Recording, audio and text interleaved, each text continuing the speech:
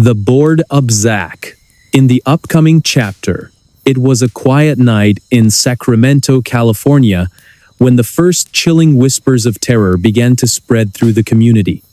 A shadowy figure moved silently under the cover of darkness, leaving behind a trail of unspeakable acts that would haunt the state for decades.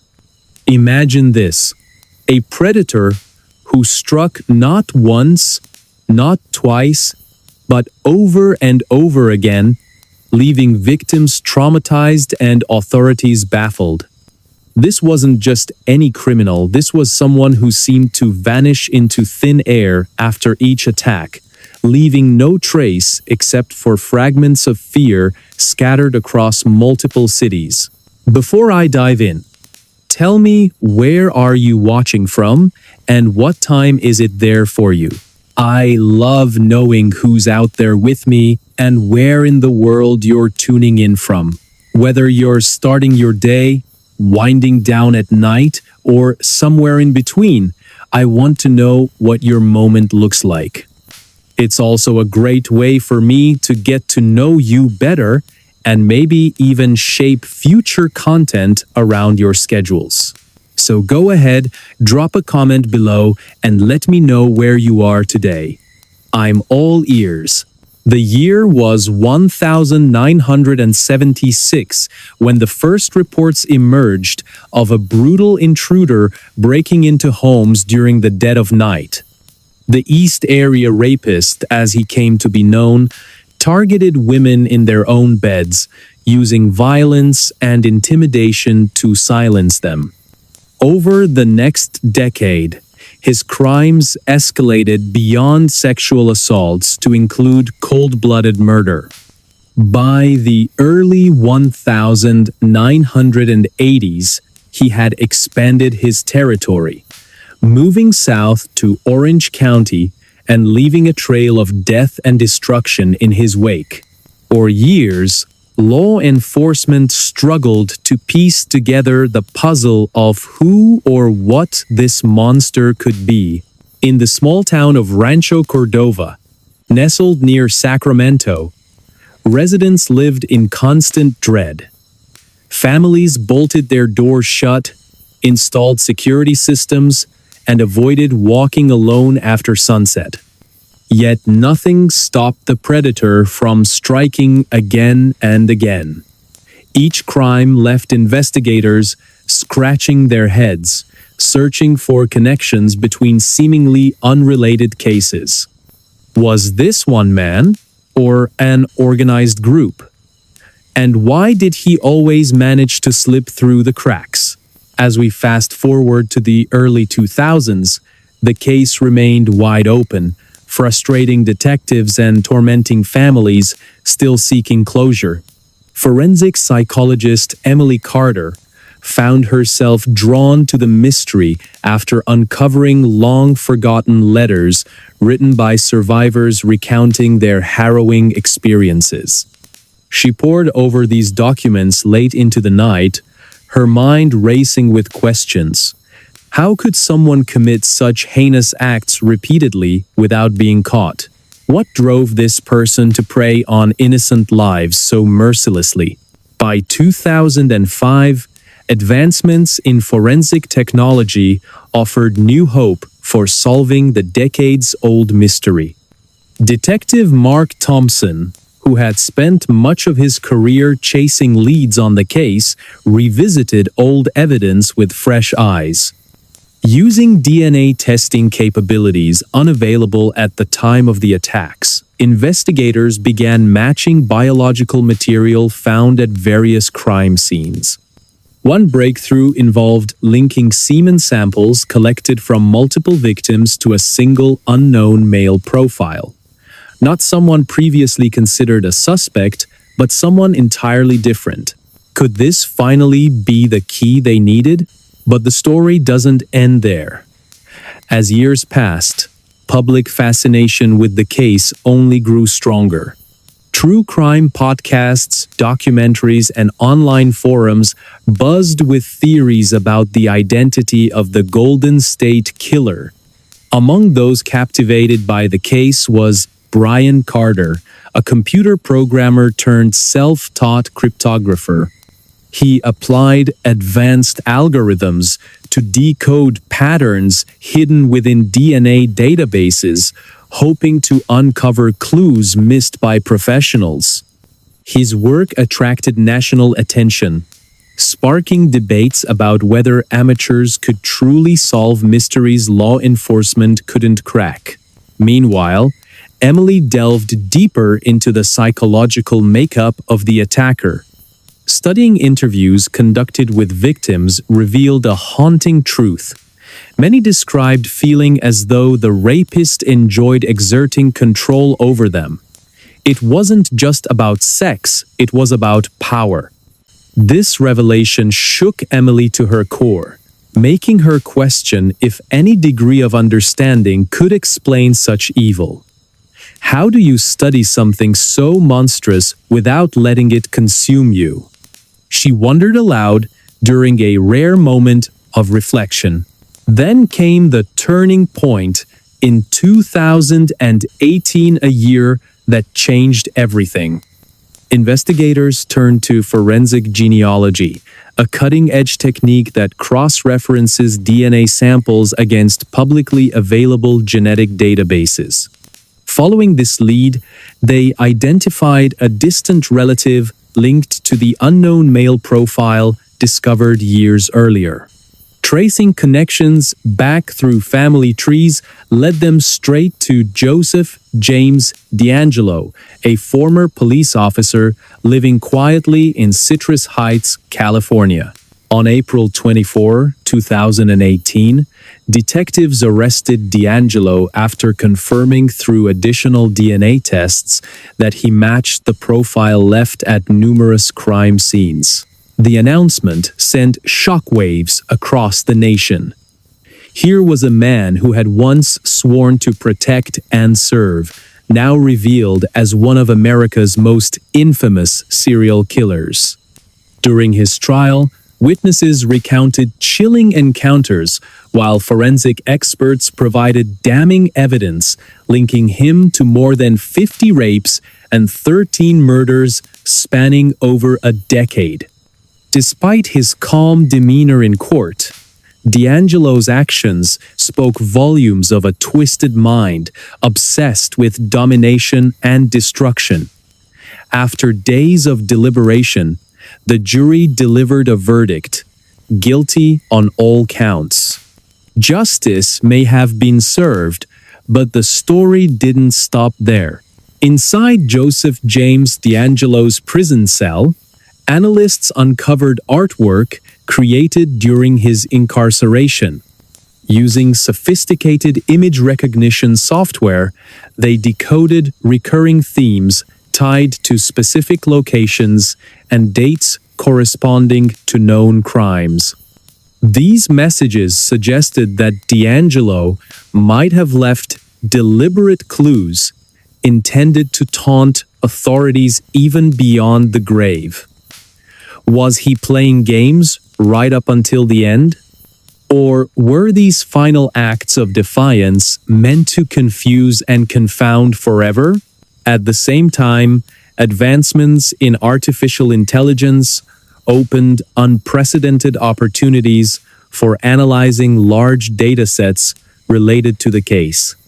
A program developed by Brian Carter sifted through thousands of pages of archived material, flagging patterns previously overlooked by human eyes.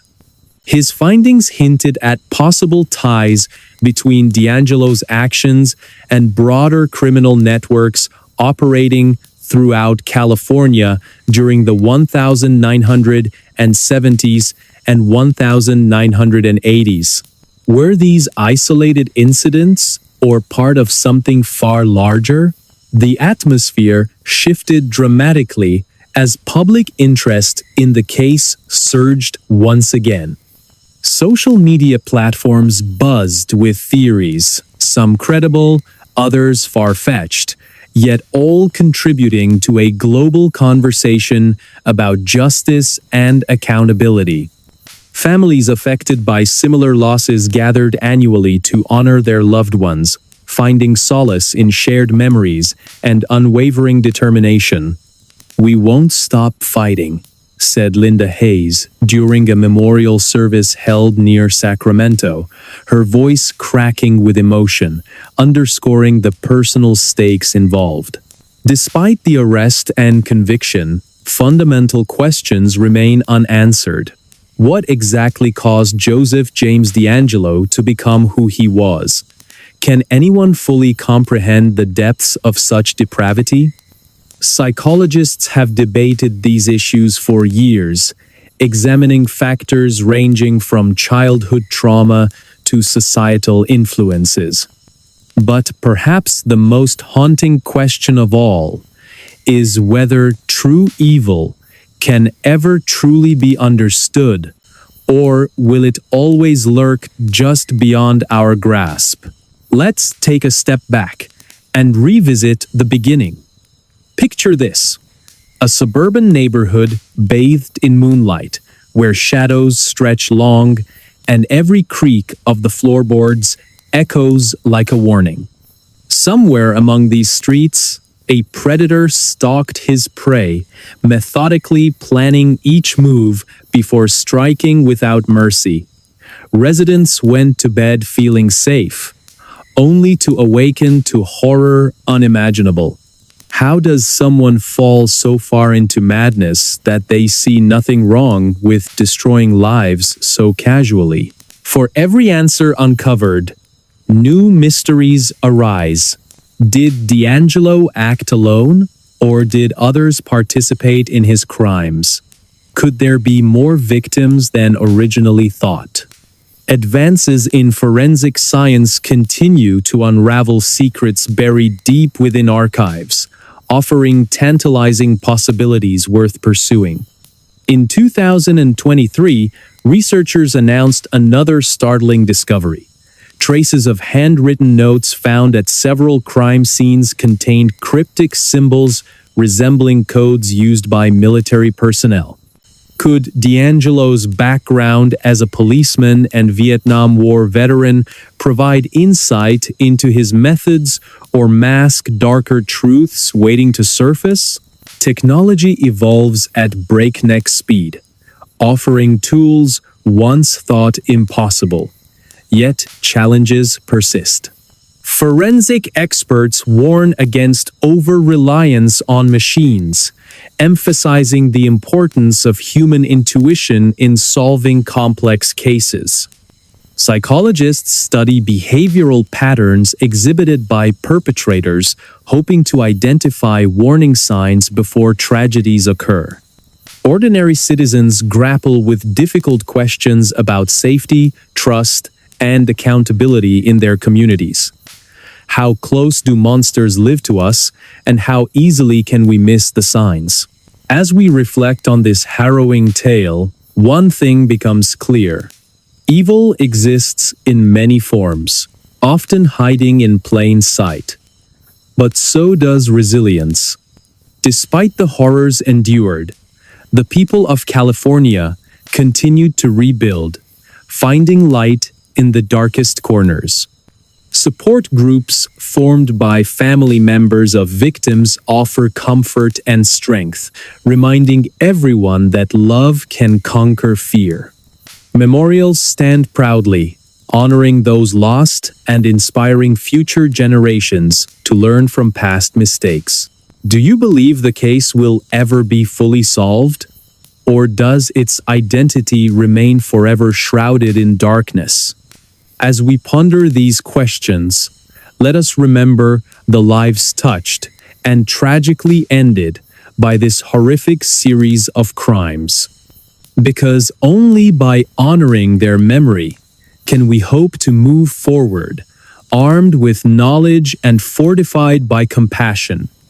Or will the shadows always hold sway, reminding us of the limits of human understanding?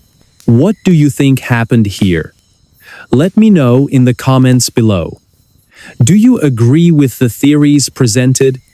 Or do you have your own ideas about what drove D'Angelo to commit such atrocities?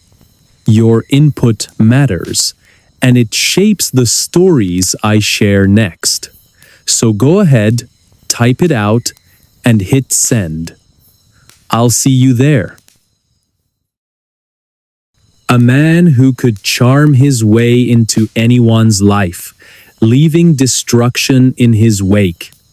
He was intelligent, good-looking, and disarmingly polite qualities that made him the perfect predator.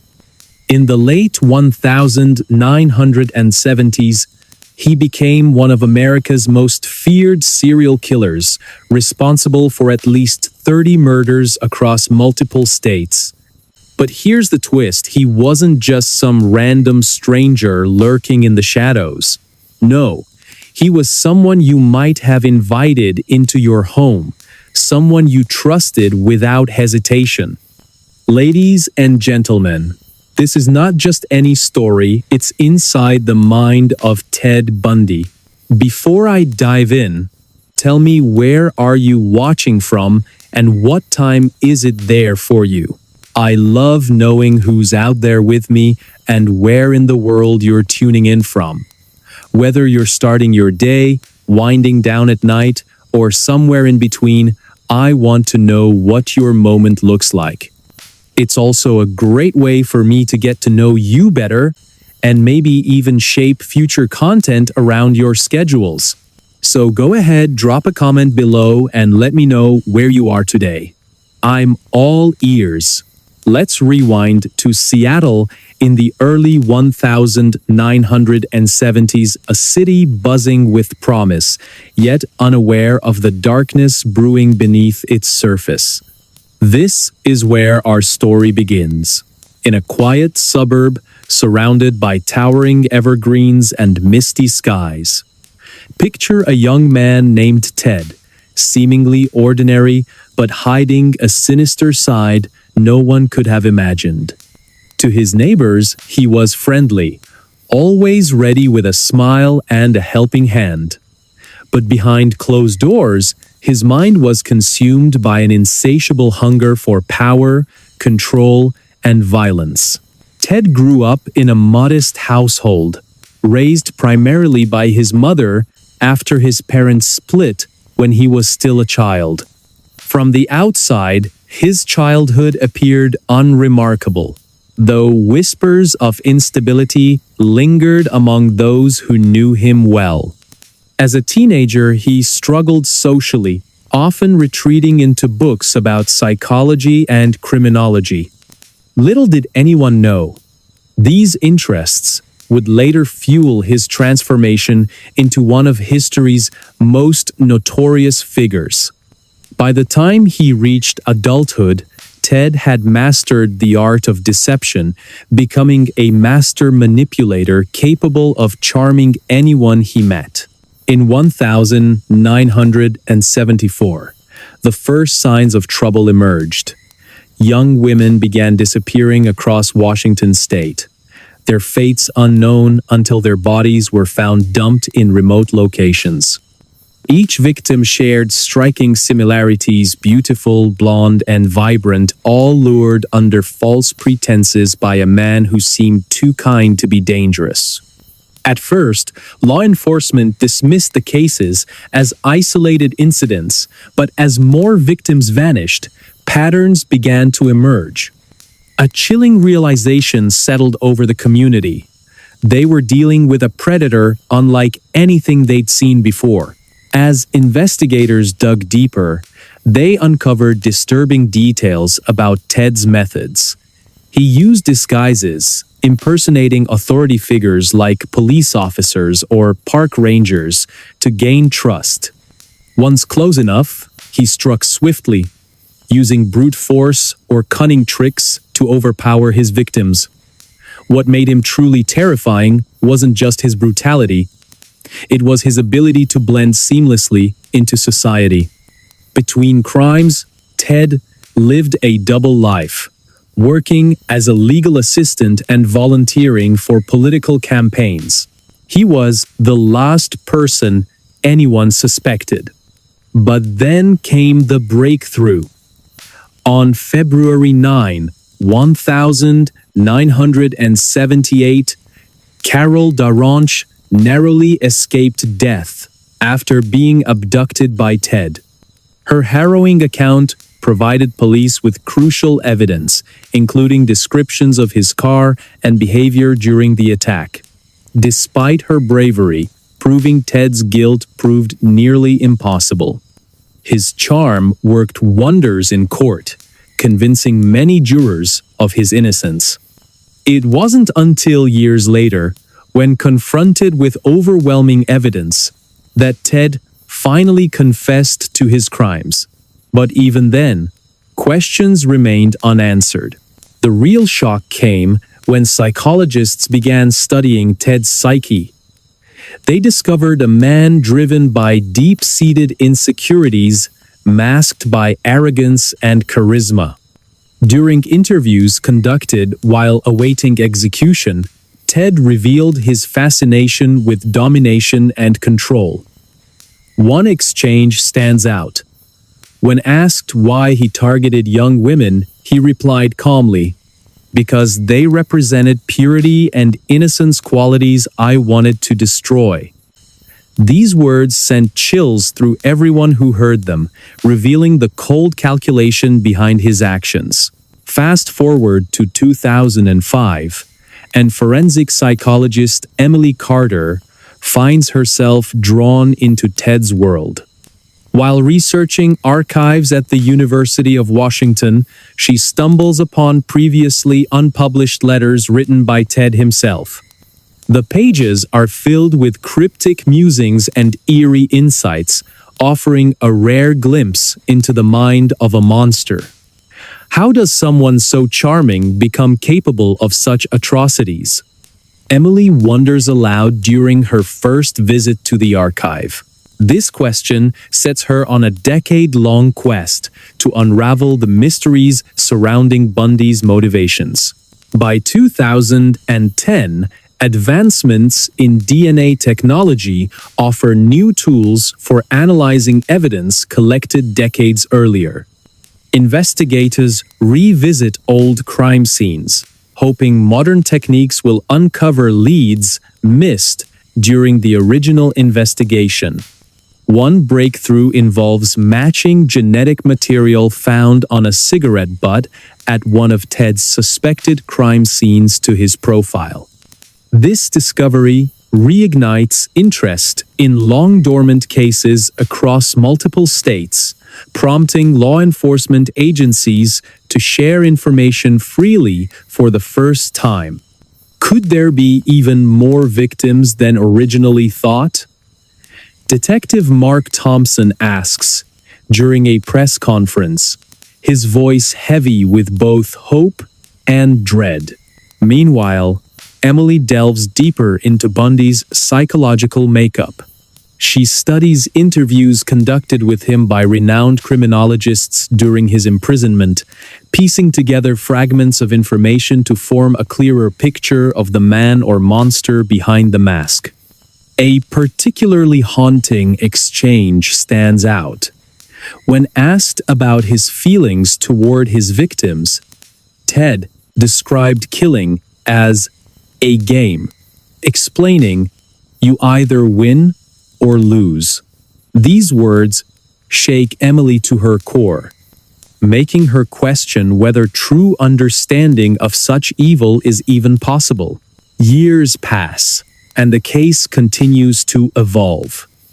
In 2016, a former cellmate of Ted's comes forward with disturbing claims about conversations they had in prison.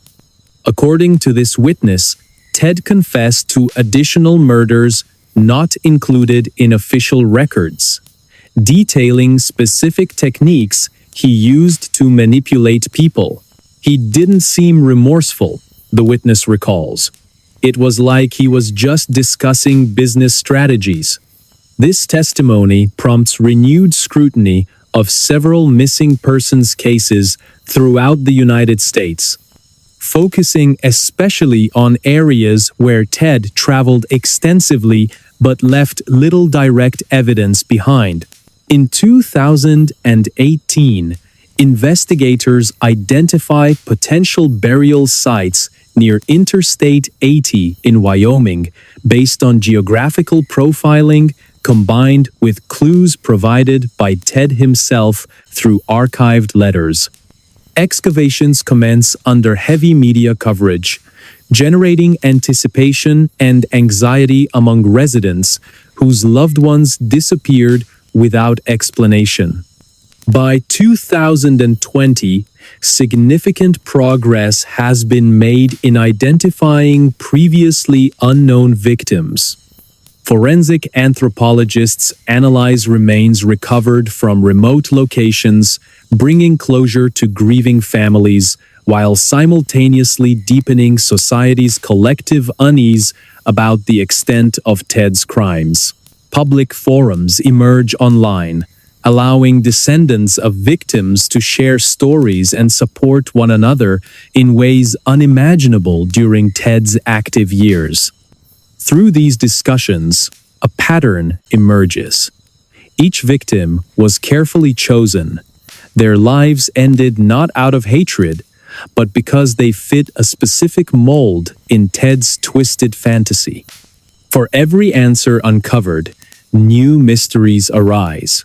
What exactly caused Ted Bundy to become who he was? Was it nature or nurture, or something far darker? Now let's fast forward to 2023, where advancements in artificial intelligence offer unprecedented opportunities to analyze large datasets related to Bundy's case. A program developed by Brian Carter sifts through thousands of pages of archived material, flagging patterns previously overlooked by human eyes. His findings suggest possible ties between Bundy's actions and broader criminal networks operating throughout the Pacific Northwest during the 1970s. Are we looking at isolated incidents or part of something larger? Brian asks, during a live session, drawing nods of agreement from participants. The atmosphere shifts dramatically as public interest in Bundy's case grows once again. Social media platforms buzz with theories, some credible, others far-fetched, yet all contributing to a global conversation about justice and accountability. Families affected by similar losses gather annually to honor their loved ones, finding solace in shared memories and unwavering determination. "We won't stop fighting," says Linda Hayes during a memorial service held near Seattle. Her voice cracks with emotion, underscoring the personal stakes involved. And here's the twist. Despite everything we've learned, fundamental questions remain unanswered. Did Ted act alone, or were others involved in his rampage? Could his crimes have inspired copycats still operating today? These queries weigh heavily over the conclusion of our narrative, reminding us that while much has been learned since Bundy's time, much remains mysterious. For every answer uncovered, new questions arise. As Emily puts it poignantly during a final interview, we may never fully understand Ted Bundy or anyone like him, but understanding ourselves better might help stop others from following in his footsteps. So, as we close this chapter of exploration into one man's descent into madness, let us consider what lessons it holds for humanity moving forward. Because only by confronting our darkest fears can we hope to illuminate paths toward light and redemption. Or will the shadows always hold sway, reminding us of the limits of human understanding? What do you think happened to the victims whose stories remain untold? Let me know in the comments below. Did Ted operate alone, or was he part of something bigger? Your input matters, and it shapes the stories I share next. So go ahead, type it out, and hit send. I'll see you there.